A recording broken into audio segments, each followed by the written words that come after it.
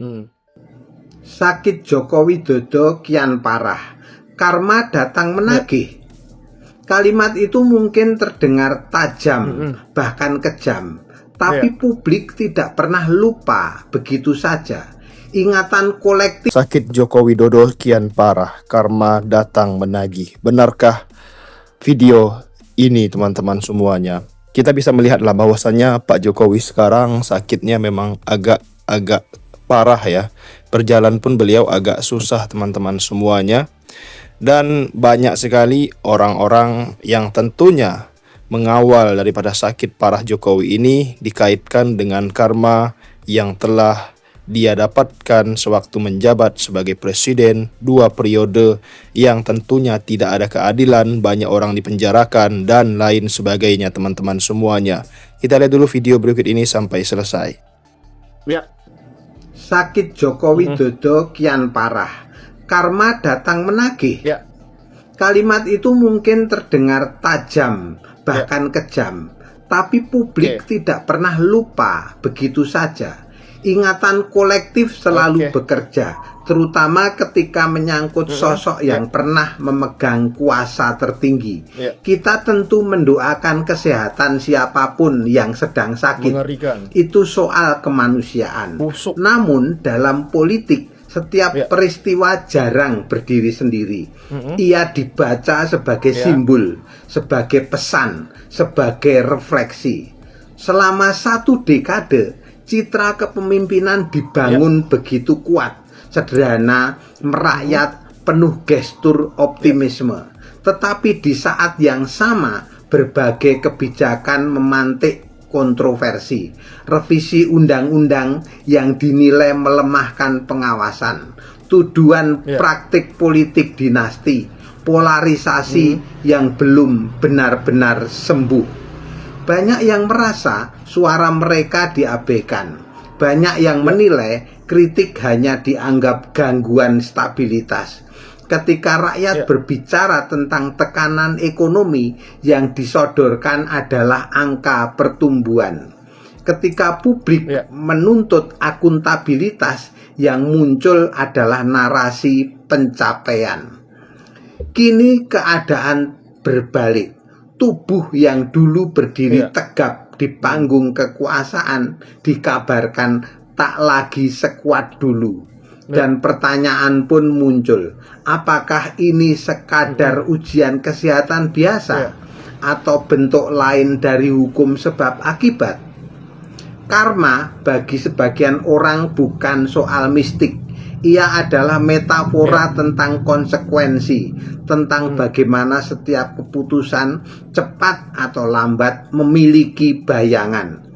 Tentu kita tidak sedang menghakimi penyakit. Tidak ada yang pantas bersorak atas penderitaan fisik seseorang.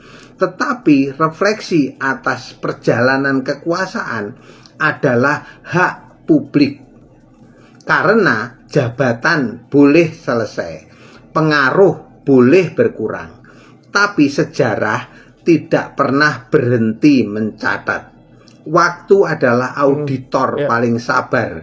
Ia tidak tergesa-gesa, ia tidak emosional, tapi ia konsisten. Ia menyimpan semua keputusan, semua kontroversi, semua jejak.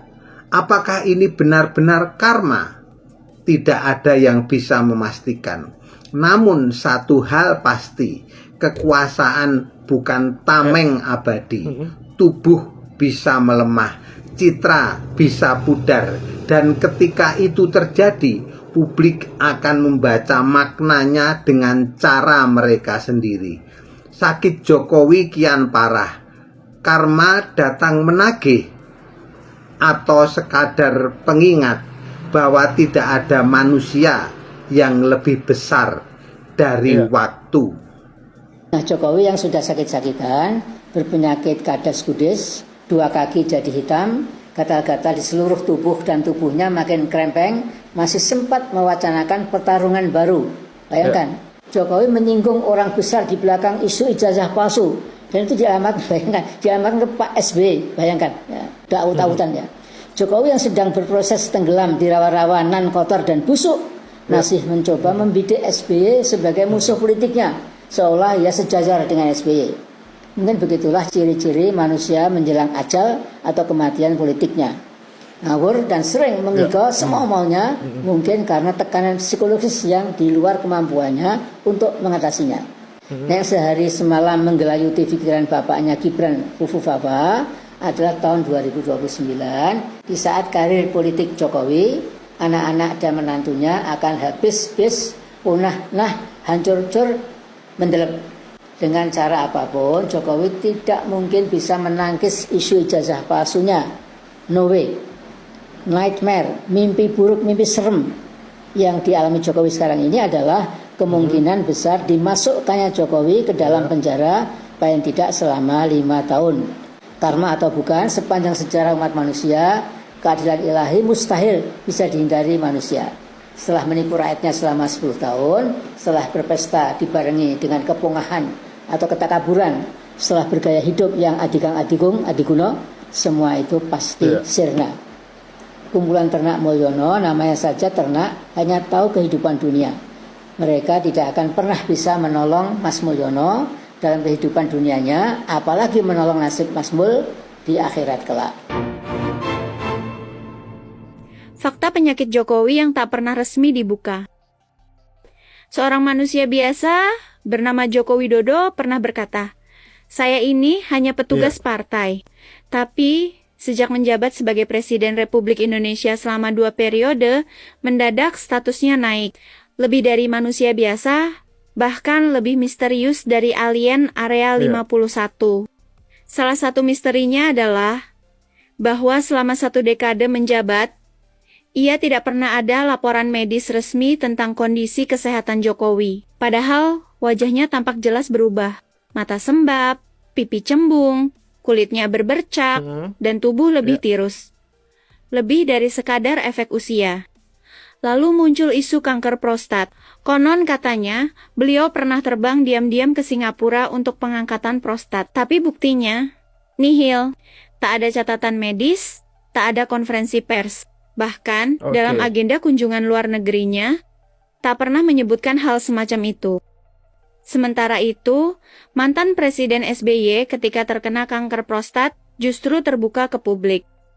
Diumumkan secara resmi, diucapkan terima kasih kepada Jokowi dan Ma'ruf atas bantuan diplomatiknya. Bahkan diketahui, SBY berobat ke Mayo Clinic di Amerika. Transparan, sesuai undang-undang, dan sesuai etika bernegara. Begitu pula dengan Gus Dur dan Habibie. Kesehatan mereka adalah informasi negara, bukan rahasia elit. Tapi, tidak dengan Jokowi. Publik hanya disuguhi spekulasi. Karena itulah, teori-teori alternatif pun bermunculan. Mulai dari konspirasi kesehatan, yang katanya supaya tidak merusak citra pemimpin kuat, hingga muncul konspirasi mistis dan spiritual juga. Ada yang percaya bahwa banyaknya rakyat terzolimi. Jeritan para ulama dan luka batin umat telah berubah menjadi energi goib. Menyerang sang pemimpin dalam bentuk wajah yang menghitam, aura yang padam, dan tubuh yang melemah. Disebut-sebut sebagai kutukan kekuasaan balasan halus dari langit bagi mereka yang membungkam suara bumi. Lucunya, negara yang katanya demokratis dan menjunjung hak rakyat untuk tahu, justru tutup mulut soal kesehatan pemimpinnya. Padahal, menurut Undang-Undang Nomor 7 Tahun 1978, biaya pengobatan presiden ditanggung negara. Artinya, publik berhak tahu karena mereka yang membayar. Tapi sudahlah, jangan tanya saya. Kenapa Jokowi sampai harus menyembunyikan penyakitnya? Karena saya juga yakin kalian semua tahu jawabannya. Lah, kok tanya saya juga nggak tahu. Autoimun. Nah, itu mungkin dokter nanti yang lebih detail menjelaskan. Kondisi Bapak membaik, sedang proses pemulihan, dan kalau memang secara visual kita bisa lihat ya, kulit Bapak memang agak berubah. Tapi secara fisik memang Secara fisik oke beliau, nggak ada masalah. Beliau sangat-sangat sehat walafiat. Dan tidak ada penyakit lain selain alergi loh. Gimana? Tidak ada penyakit selain alergi loh. Nggak ada, nggak ada. Memang secara medis disampaikan dokter ke kami juga alerginya beliau itu menyebabkan adanya peradangan. Tapi saat ini proses pemulihannya mulai membaik, sangat membaik. Nah, teman-teman, dari beberapa cuplikan video tadi kita bisa melihat bahwasannya banyak orang yang mengaitkan sakit parah Jokowi ini sampai berjalan pun susah dikaitkan dengan mubahalah dan juga kezoliman yang dilakukan Jokowi selama menjabat sebagai presiden, yang penuh dengan kebohongan besar, janji-janji palsu yang diberikan oleh Pak Jokowi, teman-teman semuanya. Tentunya hal ini ya kita bisa melihat dengan mata kepala kita sendiri apa penyebabnya, dan ya kita sebagai muslim ya kita doakan semoga cepat sembuh teman-teman. Dosa ya dosa beliau. Sekian, assalamualaikum.